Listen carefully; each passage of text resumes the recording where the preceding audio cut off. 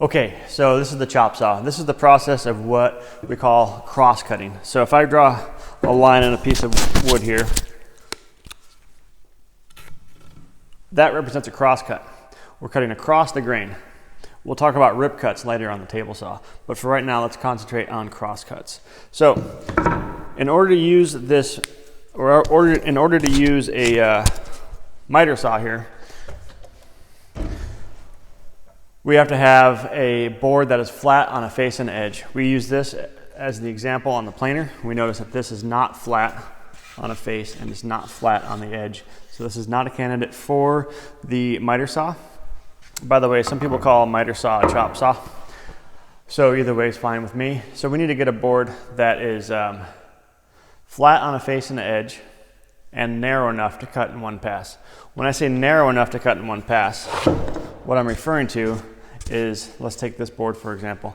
If I go to put this board against the fence here, and I go to make a cut, notice that the blade will not go all the way through the board. That board is too wide to cut in one pass. This board here will be able to cut in one pass. So we want to make sure that our board's narrow enough to cut in one pass. This board here is flat on a face and edge. It doesn't rock back and forth. It's narrow enough to cut in one pass, so we're ready to cross cut this board. When I go to use the miter saw or chop saw, I want to make sure that I'm putting good pressure this way against the fence and this way against the table. The way I'm going to do that is using my fingers. My thumb's putting pressure this way, my finger's putting pressure this way. So I'm putting pressure on both areas. If you do this and only put pressure on against the fence, there's a chance that the blade might board up as you're making the cut. So let me get the dust collectors on and we'll make a quick cut. Okay, so we're ready to make a cut here. Let me just do a quick cut so you kind of see the operation and we'll talk more about it.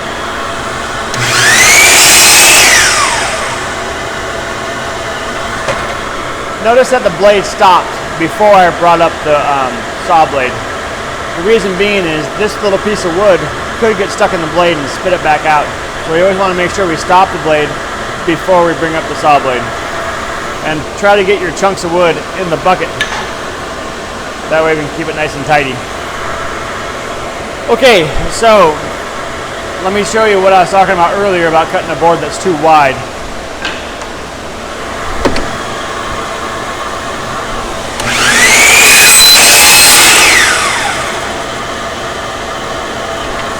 Notice that my board is too wide for the cut and I couldn't quite make it through that particular board. Now, so whenever you have to make a cut in the chop saw, accuracy matters. So what we got to do is start to learn about how to cut the board accurately on the chop saw. So what we got to do first is to make sure that our edge is nice and square. So I'm going to look here, check on my square. It looks good. If it wasn't good, what I would do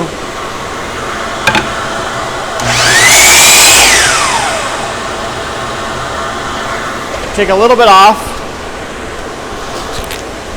so I know it's square. Put a little excuse me. Put a little X on the square edge. And let's cut to a line here. So why don't you come in nice and tight here on top. So we can see the ruler. Let's say I wanted a 10-inch board. I would draw a line at 10 inches. With my square, I would come up, pencil goes on the line, square slides to the pencil, and I make my line. Now from here to here is 10 inches. So let's go ahead and make that cut and I'll show you what that looks like.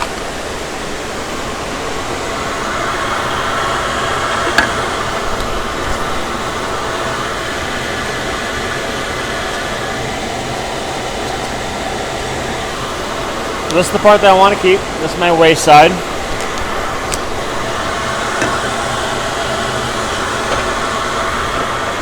Always make sure these little pieces of wood are out of your way, because this one was just sitting right here. If I wasn't paying attention, I would have been pretty bad off for making that cut.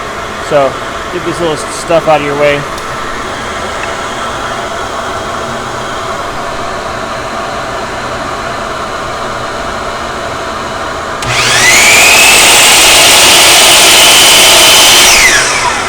So becoming real nice and tight there. You can still see my line right there. I'm going to nudge it just a little bit towards the keep side and finish my cut.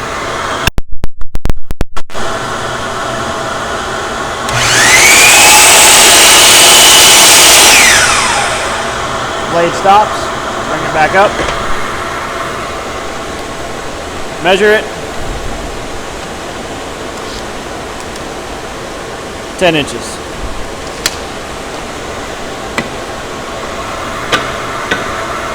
Okay, now it's time to make a bunch of boards the same size.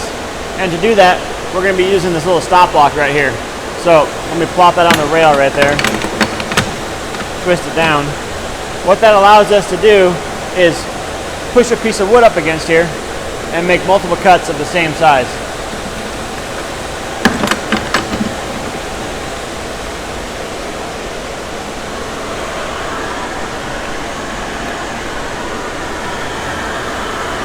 Let's say I wanted to make a bunch of 9-inch cuts. So what I would do is make a mark at 9 inches.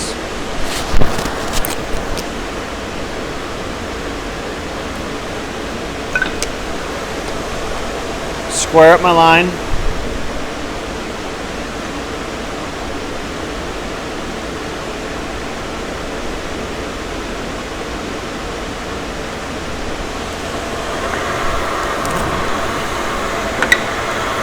Get my blade situated.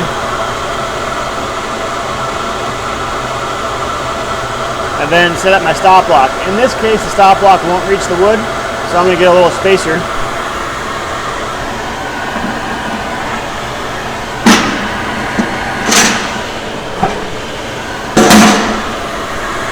Any scrap piece will work.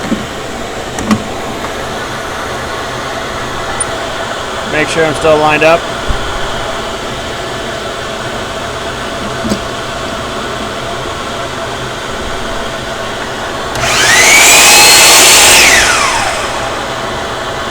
Blade stops. And now I'm able to, without measuring, make multiple boards the same length. That's using a stop block. Okay, so for the safety test, what do we know? The board has to be flat on a face and an edge. The board's got to be narrow enough to cut in one pass. You always stop the blade before you bring it up. And if you're cutting something wide, like we did here, we're going to be pushing through the cut. We never want to pull through a cut. We always want to push through a cut. So, I think that's about it. Always have your hair tied back, jewelry off, so nothing is stuck in the machine. And if you have any questions, come see me. Thanks. We have 2 chop saws in the shop. This one and this one. Why don't you come nice and tight here? We'll take a look at the handle, how to turn the machine on. In order to turn the machine on, it has a safety. You have to, with your thumb, push it over like that. And then you're allowed to pull the trigger. On this one, you can't pull the trigger until you push the button. So again, with your thumb, push down and then pull the trigger. This one too is a little bit funny. You can't push it down until you push this down and pull the trigger halfway. And then now you can line up your cut.